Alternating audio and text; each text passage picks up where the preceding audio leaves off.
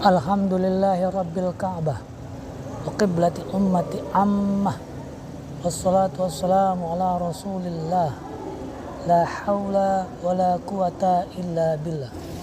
Alhamdulillahi Rabbil Ka'bah wa qiblati ummati ammah wassalatu wassalamu ala rasulillah la hawla wa la quwata illa billah. Assalamualaikum warahmatullahi wabarakatuh. Alhamdulillahi rabbil ka'bah wa qiblati ummatin ammah wassalatu wassalamu ala rasulillah la haula wa la quwata illa billah. Puji syukur kita panjatkan kepada kehadirat Allah Subhanahu wa taala yang telah memberikan kita nikmat berupa kesehatan dan kelapangan waktu sehingga kita bisa berkumpul pada pertemuan kali ini dalam kegiatan presentasi yang berjudul peserta didik dalam perspektif Islam. Selawat dan kaisakan salam tak lupa juga kita panjatkan kepada junjungan besar kita, junjungan Nabi Muhammad SAW, yang saya hormati Bapak dosen pengampu Dr. Suasana Nikmat Ginting MA. Untuk mempersingkat waktu, saya Aulia Rahma sebagai moderator, saya Aulia Fitri sebagai pemateri, dan saya Dila Sapitri sebagai pemateri. untuk mempersingkat waktu, Aulia Putri, waktu dan tempatnya saya persilahkan. Pendahuluan, pendidikan merupakan faktor utama dalam pembentukan pribadi manusia atau peserta didik.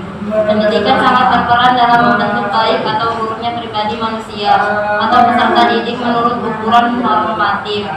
B. Pengertian peserta didik.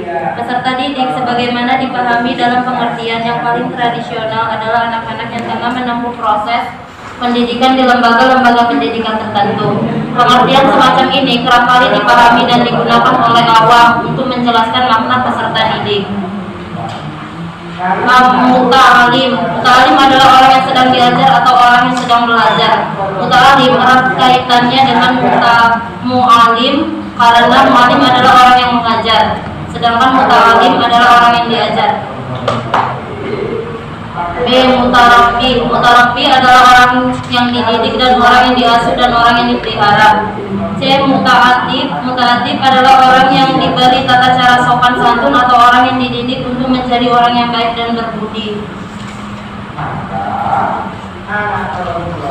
C. Tugas dan tanggung jawab peserta didik. 1. Sebelum memulai aktivitas pembelajaran, peserta didik harus terlebih dahulu membersihkan hatinya dari sifat yang buruk.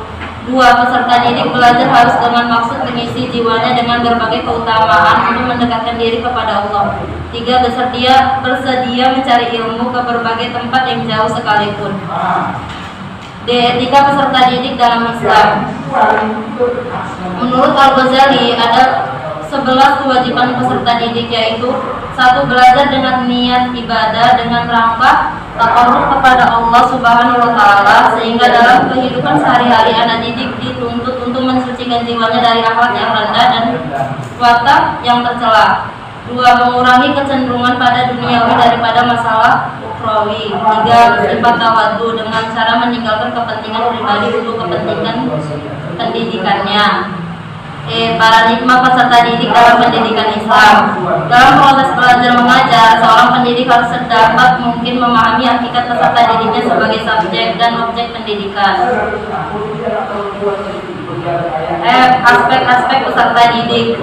Ada beberapa aspek peserta didik yang harus diperhatikan dalam pendidikan Islam. Di antaranya 1. Potensi peserta didik yang harus diaktualisasikan, yaitu hidayah wujudaniyah, yaitu potensi yang berwujud insting atau naluri yang melekat dan langsung berfungsi pada saat manusia dilahirkan di muka bumi ini. G. Sifat-sifat ideal peserta didik. Dalam upaya mencapai tujuan sifat-sifat yang baik didik, hendaknya memiliki dan menanam ideal yang dalam diri dan kepribadiannya. Etika personal peserta didik. Pertama, Imam Al-Nawawi berpendapat bahwa seorang peserta didik harus mensucikan hatinya dari berbagai macam penyakit hati agar dengan mudah menerima ilmu dan menghafalnya untuk selanjutnya mengamalkannya. Unsur-unsur peserta didik. Siswa dipandang sebagai anak yang aktif, bukan pasif yang hanya menanti guru untuk memenuhi otaknya dengan berbagai informasi. Siswa adalah anak yang dinamis yang secara alami ingin belajar dan akan belajar apabila mereka tidak merasa putus asa dalam pelajarannya yang diterima dari orang yang berwenang atau dewasa yang melaksanakan kehendak dan tujuannya kepada mereka. Penutup dalam paradigma pendidikan Islam, peserta didik merupakan orang yang belum dewasa dan memiliki sejumlah potensi atau kemampuan dasar yang masih perlu dikembangkan. Di sini peserta didik merupakan makhluk Allah yang memiliki fitrah jasmani maupun rohani yang belum mencapai taraf kematangan baik bentuk, ukuran maupun perimbangan pada bagian-bagian lainnya.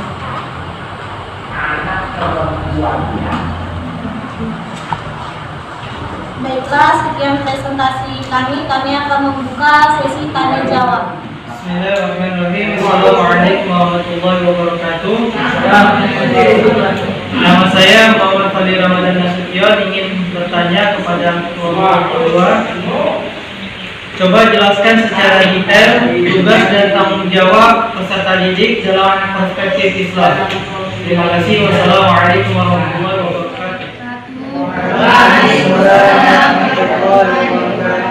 Perkenalkan, nama saya Nuria. Saya ingin bertanya kepada kelompok 2, berapakah batasan usia menjadi peserta didik?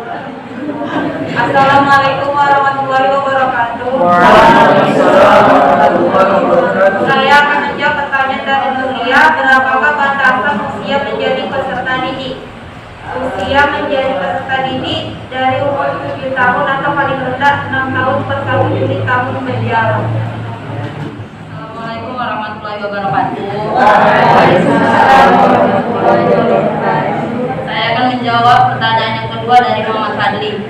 Apa tugas dan tanggung jawab peserta didik? 1. Sebelum memulai aktivitas pembelajaran, peserta didik harus terlebih dahulu membersihkan hatinya dari sifat yang buruk.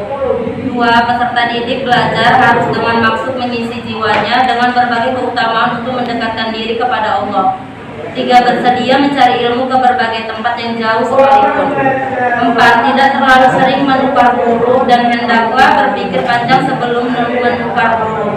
5. Hendaklah menghormati guru, memuliakan dan mengagungkannya karena Allah, serta berupaya menyenangkan hatinya dengan cara yang baik. Baik, sekianlah hasil presentasi kami pada minggu ini. Kurang lebihnya kami mohon maaf. Saya akhiri dengan wabillahi taufiq wal hidayah. Wassalamualaikum warahmatullahi wabarakatuh.